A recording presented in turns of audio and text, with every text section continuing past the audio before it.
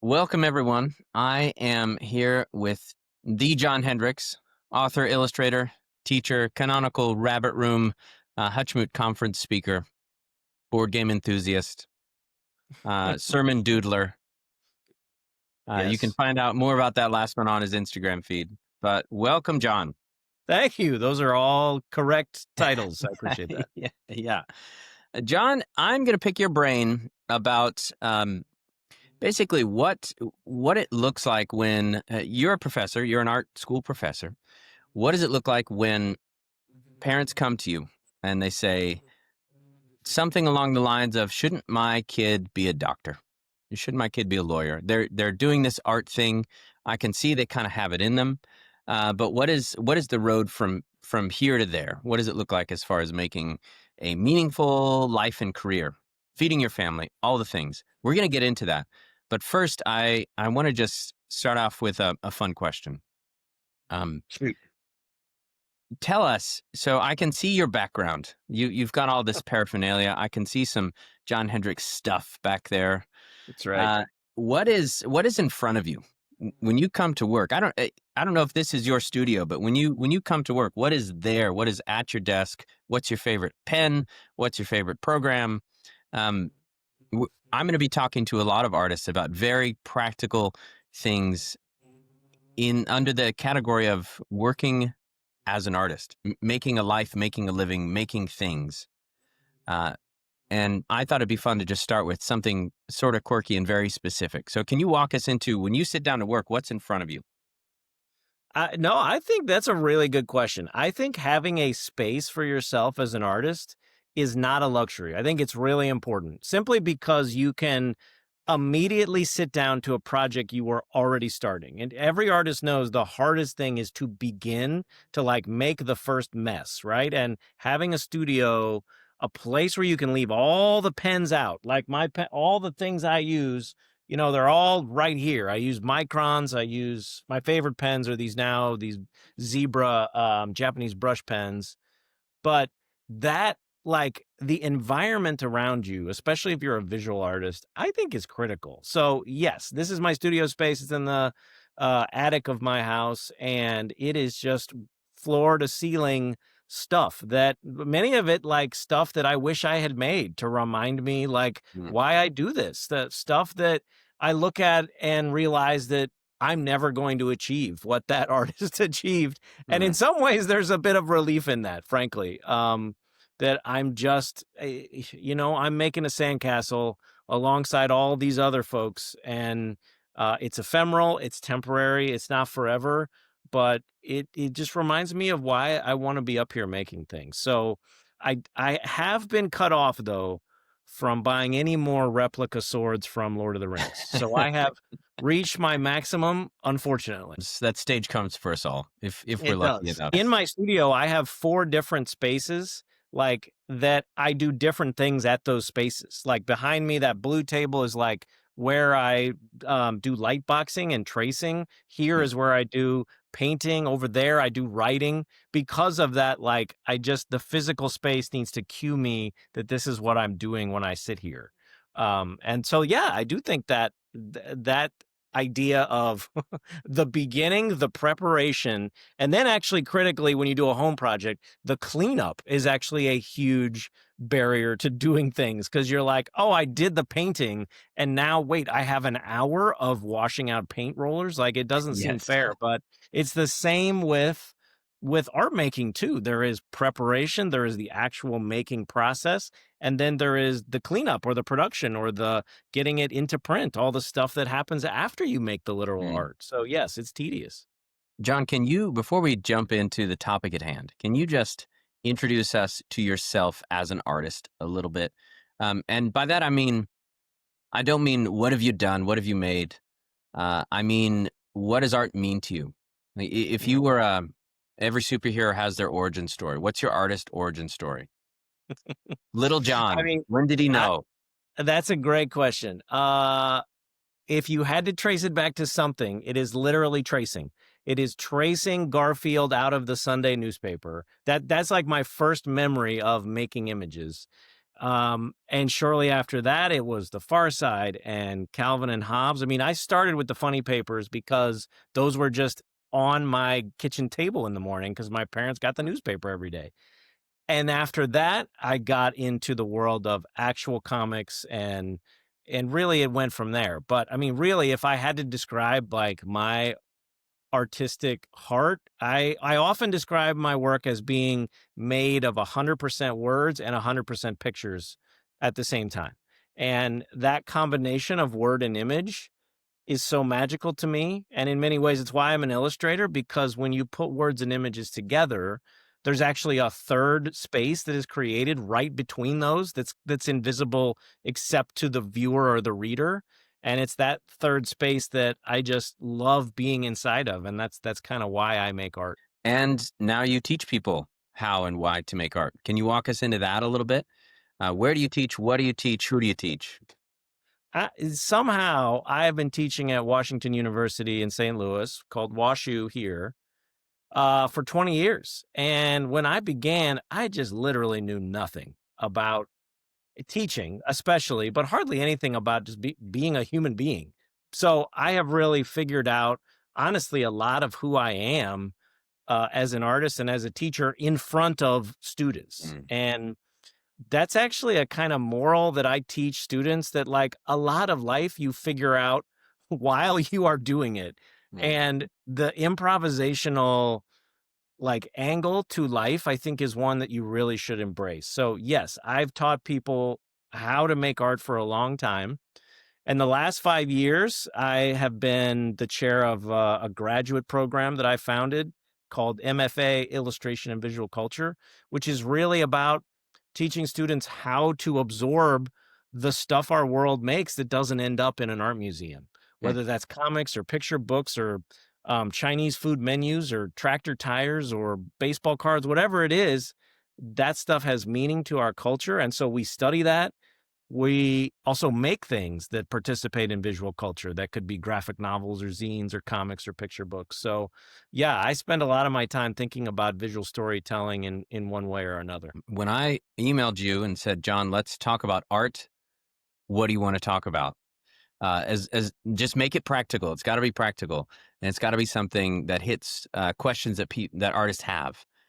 You said, let's talk about, parents come to me and they say, can my kid actually make a living at this? Yeah.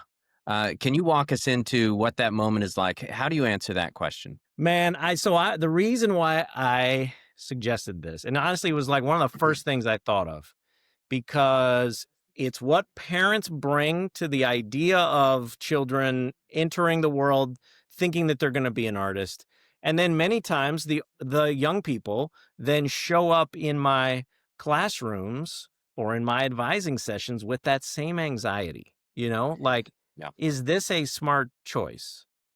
And I I just feel like it's something I want to speak to people about, because I get it. It's first of all, it's not a foolish question to ask. Um, it is very understandable that parents who love their children so much would want their kids to do well in life and to not. And I don't know if there's really an undercurrent of like, are they ever going to leave the house if they're making like pieces of performance art in the basement? But I actually think if you really pull the layers off that to begin with, the question is not, is my child going to earn a living, but is my child going to be wealthy? Mm. I actually think there is an abundance and wealth factor to this that inevitably comes into what parents want for their children. They want them to do better than they did, right? And if you're at WashU, you are most likely coming from privilege. So the first thing I talk to young people about is what your expectations of a life are, right? These are smart kids, especially ones that got into WashU. They could go into finance and have a life where they leave school and earn $100,000 right out of the gate. Mm. So, okay, let's just establish that you are smart enough to make lots of different choices in your life. But as Annie Dillard famously said, what you spend your life doing, right? The way we spend our days is the way we spend our lives. So, yes, you will make $100,000 working for Goldman Sachs, but you're going to be working for Goldman Sachs for 80 hours a week. So there is a price to pay for these things in our life. And so the right out of the gate, I think the most important thing to say to a young person is the reward for being an artist is a life spent being an artist. Hmm. And if you can start there and say, that is the life I want to dedicate my life to making things, that is important enough for me to then sacrifice some other things in order to have the life that I want to spend. That is where you start. And then from there, we actually have a lot to talk about. And you've got a self-selecting audience there because these are people who have come to art school. Do you find that that message lands with them? And do you find that that question, is that just a question that's coming from their parents, or is that a question in them as well? How romantic are they? How practical are they? Are they going to follow where you're leading? Well, so first of all, I love illustrators because I know they're there because they love the craft. There's truly no reason to want to study illustration to honestly think you are going to meet a multimillionaire, right? Like, so Yeah. at the core of it, there is something in them that's just like, man, I have something to say. I want to make this stuff that I love, that connected with me when I was young, right? There is always a kernel there that is worth really trying to figure out. But yeah, most of the time, actually, the thing you just have to tell them is, to quote Chris Farley, you're not going to live in a van down by the river, right? Like, you are going to have an incredibly competitive BA or MFA or BFA from Washington University, right? There are going to be options for you in the world to make a living no matter what. Okay, so full stop. Let's take away the fear of you are going to be destitute. Now let's build on, okay, what does the creative life for you really entail, right? What would a life spent making stuff that feels flourishing, that feels like it has purpose, what would that look like? And if we have that as a goal, then you can start to build some practical pieces of both training and education. And those things are different, right? And you should get them in a liberal arts institution. You should get education primarily and also some training. But oftentimes people flip those values and say training is the most important thing. But if you know where you're going and you know the goal, then you know how to stack that education to get to that place where you want to go. Can I play devil's advocate? Yeah. Um, One of the things that's happening in my mind is like this. I'm tracking with you, and I like it. And another part of me is like, well, it's easy. That's easy for you to say. Like you have I'm a famous illustrator. You're a famous illustrator. Yeah, you're a New York Times best-selling author.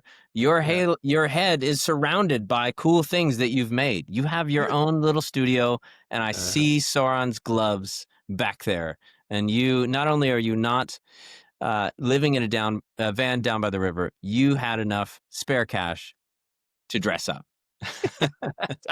That is the ultimate luxury, That's right. is you buying some of Sauron's Fantasy gauntlet. cosplay. Yes, thank you. Yeah. Yeah. Okay, so I imagine your students and many of us, you're working with students, so we've started our conversation there. But many of us um, haven't been on the New York Times bestseller list, right? We have a gift, we have passion, we have talent, we have projects, we have a love, and it's like a third degree side hustle for some people out there. Hmm. How do you advise me? Like if I'm in that situation, um, I'm a student or I'm college was 10 years behind me, and I still have the love, but I haven't had the time for it. I haven't made the time for it. I haven't had enough clear space to go buy groceries, plenty of money to make this studio and have 4 spots in it to do all my different activities. Uh, Yes. come into the center of that conundrum and share your wisdom. Well, I just want to reassure everyone that, my dad was not Norman Rockwell. I did not come with any kind of advantage in this world to be an illustrator. So at one point, I felt all of the things that you are feeling. In fact, I think I probably felt them more acutely because I had, I think, very unhealthily poured a lot of my identity into my work at an earlier stage in my career. And so I really know that feeling of needing to make the things you want to make, but also a kind of desperation to prove to others that you could do it, especially when I went to grad school and I took out loans. I had to move to New York City. There was a lot riding on this big bet I made that I want to live Mm. the life of an artist. So for that's just to say, I really understand that feeling. Um, Second of all, when people come to me and they say, "Hey, I really want to be a published author," the first thing I do is like try to get them to explain to me what it is they really want. Because a lot of times that desire to be published is actually more about a desire to be published than it is to make the art itself. Now, why is that important? I actually think it's critical to remember that the life of an artist is making things. 99.999% of your life is going to be spent in the process of enjoyment of that craft, right? Of the Mm. writing of it, of the sculpting of it, the drawing of the coloring of it. And so if you are a person who is like, hey, you know what? I work two jobs and when I can, I work on my graphic novel. The goal for you should to be and to enjoy that time you are making, to pour the love you have of the craft into that thing. That is the reward, actually. If you end up publishing that someday, if other people read it, you need to see that almost like a bonus to the act of art making itself. Mm. Now, I realize that what I'm doing is separating commerce from craft. And that's intentional because people conflate them. They're like, this can't be a valuable art form unless it is producing dollars in the American economy. And I think to start your artistic journey, you have to decouple those and you have to really invest in just the enjoyment of the thing itself. Because almost everyone who is successful and who has turned that love of their craft into a piece of commerce that can pay for some part of their life has learned to channel that passion into the work and it's something that audiences see and feel. It is very hard to inauthentically chase like No. a market. Like, man, there's all these pirate books out there. You know what I'm going to do? I would love to be a published author and be famous. I'm going to write a picture book about pirates. I mean, I don't care about pirates. I don't care about picture books. What I want is to be a famous published author. And again, that is a recipe for a lot of bitterness and frustration, as opposed to centering your effort on being present with the work, enjoying it, and enjoying the reason God made you, which is to create things. So I think there is a theological identity in art making that can be found when we center enjoyment Mm. and process over result. I'm hearing you reiterate what you said earlier. The reward for the life of an artist is the life of an artist. That there's this autotelic, like the pleasure comes from me. And in that experience, in that like original love that I have in this craft, because that's part of who I am in the world, part of who God made me to be, there is enough of a foundation for meaning to get by. Mm-hmm. Um, it makes sense to me as far as if you don't do that internal locus of meaning and identity, you've got to put it out somewhere, and you're not in control of all those factors. Mm-hmm. But and yet, so there's a tension here, and yet, if you say to somebody, "I'm writing a novel," their next question is, "When are you going to publish?" Uh-huh. So How can you afford to waste all that time writing a novel?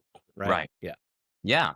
So there's artists live and move and have their being in a world that will try to pull that locus of control out of Yeah. that happy place you're describing.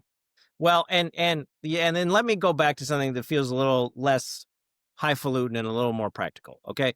I think all artists are building multiple tracks when they leave school. We do not have a job fair. Like, no one from Edward Jones comes to the art school and is like, I'm going to hire you.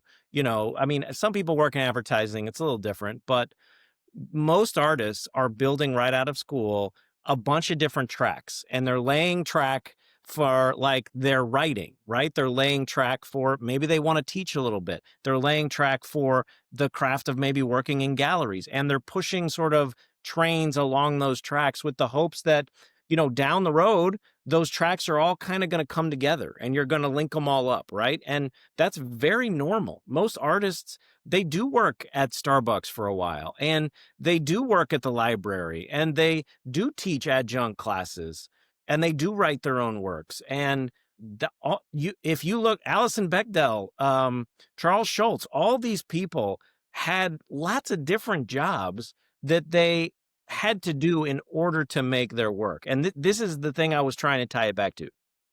People will tell you if you're an artist, you are selfish, or you are interested in your own navel gazing or whatever. But I'm telling you, it is the opposite. Artists sacrifice something to make their work. They always have, they always will need to. So you just need to say to yourself, I am laying something down in order to make the things I want to make. And unfortunately, it just does not come uh, without that cost. You want the security and the safety of getting a 9 to 5 job that has health care and also make comics, 60 hours a week. And, unfortunately, that is not how the field is built to work. And no one has figured it out. Like, there's not someone who's like, oh, this guy was a genius, and at 21 he was hired to draw Spider-Man the rest of his life at $200,000 a year, and the rest of Yeah, us right. work at the Gap. I mean, it's very normal for artists to have this kind of life. Yeah. And just to point out something that, uh, unfortunately, the many of the artists we romanticize as having this like bohemian lifestyle, if you look into their backgrounds, many of them had very wealthy parents and Mm. like came from families of privilege. Like Joni Mitchell, I think, was one of them, and like Vampire Weekend, and like these people that were like, oh my gosh, they live in New York City and they're like just making art in their Soho studio.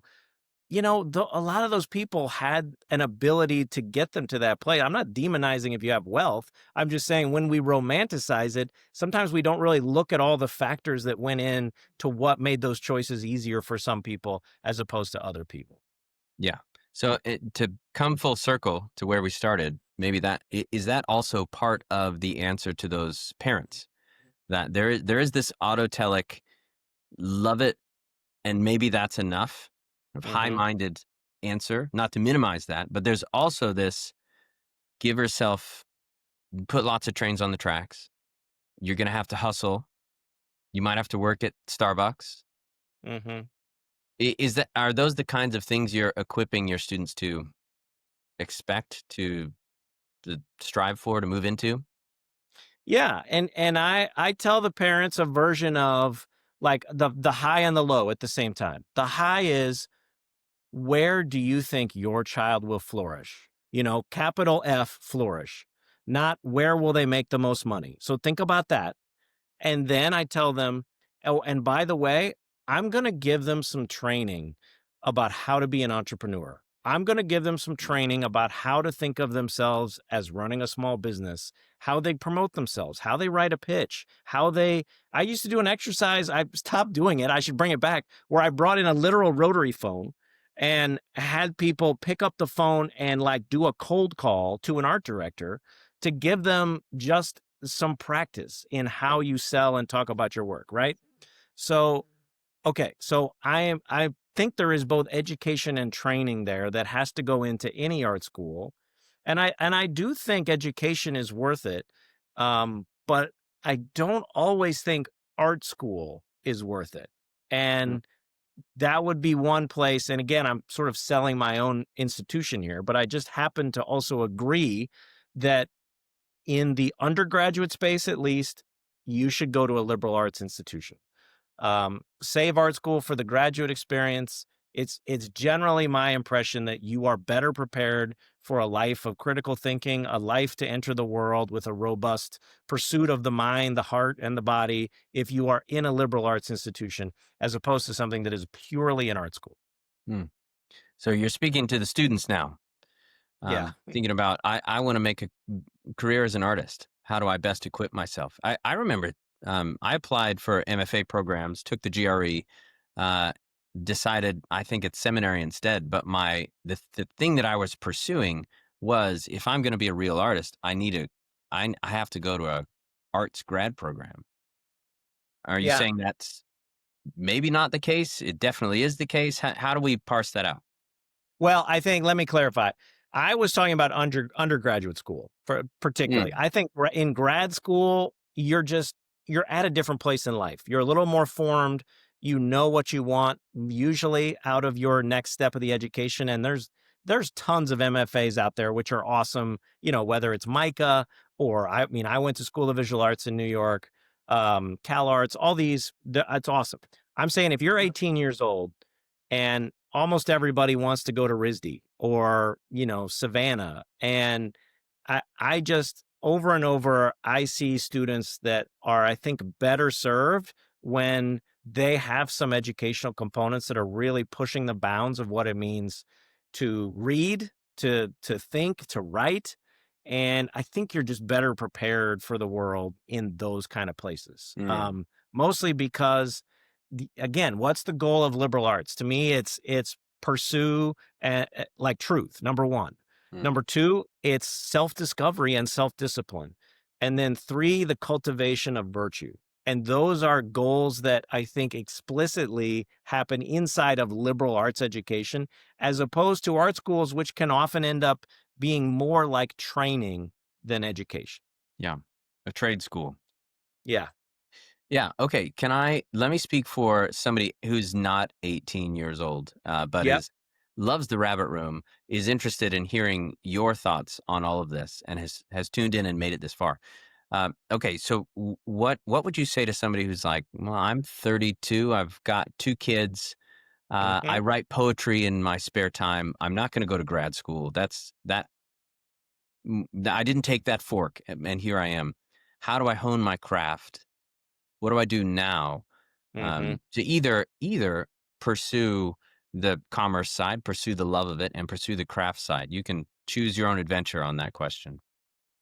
Yeah, I know. I mean, these are when talk to people in the field at this stage, I love talking to these kind of makers because usually at this stage in their life, if they are still making things and they've had a huge life of experience, kids, different kinds of jobs, and man, they still love the craft of what they're doing.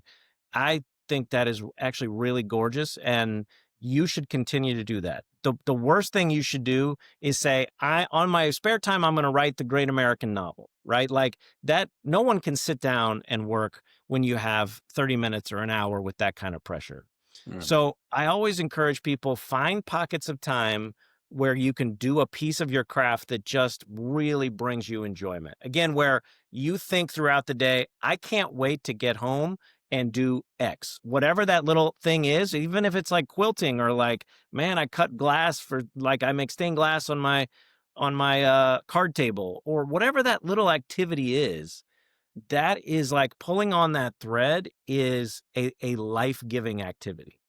So if you write poetry, I tell people like publish some. Like there are so many amazing mm, um places where you can make a beautiful little book like Mixam and Lulu and make 50 books and give them to friends. Like the joy of making only happens when you involve someone else, really. Like there is, I mean, it's Walter Wangerin Jr. said this, like art is not art until we share it with someone else. So like get into the habit of making stuff and then giving it to people to experience or go mm, to a small press expo and make a bunch of little zines and staple them on a Xerox machine and give them out or sell them. Again, there is a lot of pleasure and enjoyment to be had in that because ultimately, what are we doing as artists if we're not trying to get someone to see the world as we see it? And even just one person doing that can really be an encouragement. So mm.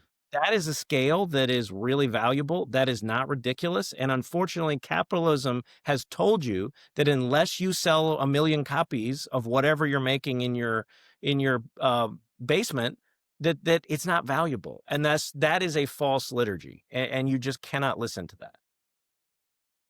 Wow, I kind of want to just end there and maybe just have you say it over and over again. It's true. It's we have convinced ourselves that the commerce validates the art. And it is there is nothing more untrue in the history of mankind.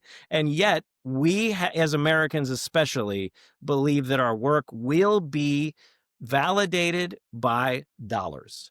And only the great and of course, anyone who looks at the New York Times bestseller list can very quickly figure out that just because something sells a lot does not mean it is good. Yeah, So, by that math, there are plenty of things that are works of genius that no one has ever read. And that is true for every person that has loved a band that is known by 10 people. And the thing you want to do is share that band with people because you're like, you have no idea how good these people are. Now, why are they not on the Billboard 100? Well, mm, it's complicated, right? But it has nothing to do with the quality of the craft. So make mm. your art and share it with others. Everything you just said has, I mean, it hits me with the ring of truth. It sounds good. This is a Minority Report, Yeah. but I appreciate you saying like this is the liturgy. This is the spell that's cast over us. Yeah. And even if somebody's going to watch this video and say, "Wow, I'm right along with him." Right after it's done, the spell will continue being cast. Can That's right. can you maybe a good place to end our conversation would be how do you actually remember? How do you Oh, keep waking up to the truth that is a very countercultural truth that you're not measured by what you get in exchange for what you make? okay, let me say this. I'll step into the pulpit for a minute if you'll allow me. What is the first thing we learn about God in the Bible? It's the fifth word in all of the Bible. In the beginning, God created, right? Mm, Okay. You've probably heard this before, but I'm going to remind you when we make things, we are imaging God. We are acting like Him. As Tolkien said, we make in the manner in which we were made. So I'm going to actually empower you to think that making in and of itself is a form of worship. It is a form of imaging God. And whether that's gardening or making an amazing meal or writing the great American novel. These are good activities in and of themselves. And so at the end of the day, when you're thinking about why am I doing this? Am I doing it for notoriety or for fame or for money or for recognition from other people to tell me I'm valuable? Just tell yourself, no, I make things because God makes things. He made me to be like him. I am made in his image. So take that with you and find a place of enjoyment. This is not Oprah telling you to follow your bliss. That's not what I'm telling you. I'm saying that the enjoyment of creation is echoing God's enjoyment in his own creation. He made it all and was like, this is phenomenal, right? mhm. Like only in the Psalms do we get a God like bold enough to be like, you know what I made was pretty awesome. And I just love that. So Yeah. go and make things and enjoy it and share it with others. Well said. Thank you so much, John.